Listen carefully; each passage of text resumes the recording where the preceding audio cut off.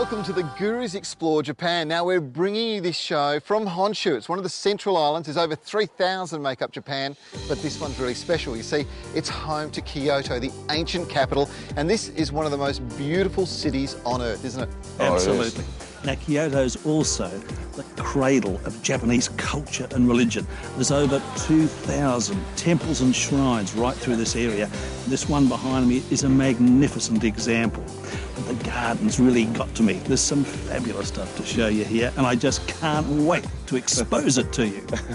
And we're going to show you a whole lot more that Japan has to offer, including the way of the samurai, the sumo wrestling, and, of course, the beautiful Japanese food. Everything from sushi and noodles to the most exclusive and unusual of dishes. But first up... Don't forget the karaoke. Oh, but don't get me started. But first up, Nev, you're going to show us around this amazing temple. And it is just so beautiful. Kiyomizu-dera Temple, overlooking the city of Kyoto, is one of the most beautiful and spectacular religious sites anywhere in the world. It's been recognised by UNESCO as a place of exceptional cultural heritage, worthy of preservation for the benefit of all mankind. For the tourist, it's certainly a marvellous location for photography and drinking in Japanese culture.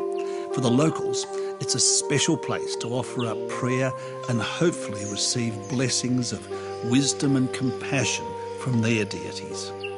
It all began when Enshin, a priest from nearby Nara, was told in a vision to look for the clear water origins of the Yodo River. And we searched through the forest and found an enchanted spot where the mist hung like a white cloud above the waterfall at the base of Mount Otowa. On this site, a temple called Kiyomizu-dera was built and became very popular with pilgrims. Today, it's one of the most visited and venerated temples in the country. Now, it also features a platform which gives you one of the best views of the city of Kyoto. Originally constructed in 798, that's right, over 1,200 years ago. It's been destroyed on a number of occasions through fire, earthquake and war. Each time, it's been rebuilt. What you see today was constructed in 1633. To jump off the stage at Kiyomizu is a Japanese expression meaning taking the plunge. The lush foliage 13 metres under the platform provided a cushion for pilgrims that would have one wish granted if they survived the drop. 234 jumps were recorded during the Edo period, and the platform is way up above the tree line, supported by this massive structure. Now, of those, 85.4% survived their leap of faith. The clear water that gave the temple its name is still sought after, and cups are filled directly from the waterfall with the help of long wooden poles. This water is said to confer health, longevity and success. I could certainly use some of that.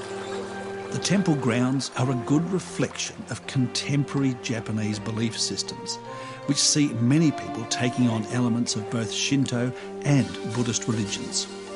A Shinto shrine to the god of love and good marriages can be found within the temple. This is very popular with women.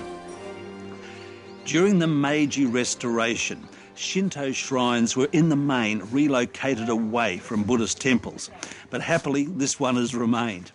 Now, Kiyomizu, it's one of those places that you must visit, as far as I'm concerned, before you pass on to the next life. When we're away on the big gigs, it's a fairly heavy schedule and I don't always find time to exercise. So today, I'm going for a workout at the gym, Japanese style. This shrine near Sakurai City holds a sacred place in Japanese history. The patch of land nearby is acknowledged as the venue for the very first sumo wrestling bout back in the 4th century. The losing wrestler, Keihaya, lived 15 kilometres west near modern-day Taimatown, and it's here that the Keihaya Museum was established to preserve the history of Japan's national sport. Here's how it works. Two very big, strong blokes do their best to either push their opponent out of the ring, or dohyo, or push them off the soles of their feet. Well, I've donned the loincloth, but don't complain. Could be Trevor or Neville up here. Now, today I'm going to get some professional instruction in sumo wrestling from Koike, a former amateur sumo wrestler. This will be pretty interesting. First, Koike showed me some of the moves and exercises required to limber me up, including shiko, the stamping of the feet. And then it was on. Well, I was no match for Koike. It was like trying to shift a garden shed. As well as the skills and the strength, he also had sheer bulk on his side, and he was 17 kilos below his fighting weight. Koike here is by no means a super heavyweight sumo wrestler, but when he charged me, I felt like I'd been hit by the 536 to Tokyo. So if I'm serious about my sumo career, I'm going to have to bulk up a bit. After starting the day minus breakfast and with a few hours of hard practice or keiko under their belts, sumos would stop in the late morning for a big meal. The typical sumo wrestler's diet is known as chankanabe, and contrary to what you might think, it's actually a very healthy menu. This one features seafood and a huge variety of vegetables, all boiled for a short time in a tasty broth. The trick to putting on the weight is to eat loads of it. Now, this food is the real deal, because this restaurant in Yoshinosato is run by a former sumo wrestler. Well, I don't know whether I'm going to get through all of this, but it looks fantastic. And what you've got to remember is that this is only the entree for the big boys, because they really get stuck into it. And then afterwards, in true sumo style, I'll be going for a lie down for a couple of hours. Big feed, beautiful food, followed by a kip. I'm starting to like this sumo caper. There's more to come on the Gurus Explore Japan. When we come back, Nev takes to the fascinating bamboo forests of Kyoto.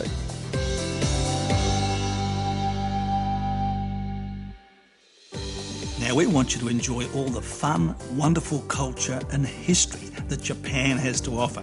So thanks to Gelpack and Japan Airlines, we're proud to present 3 great Japan travel packages throughout the show today.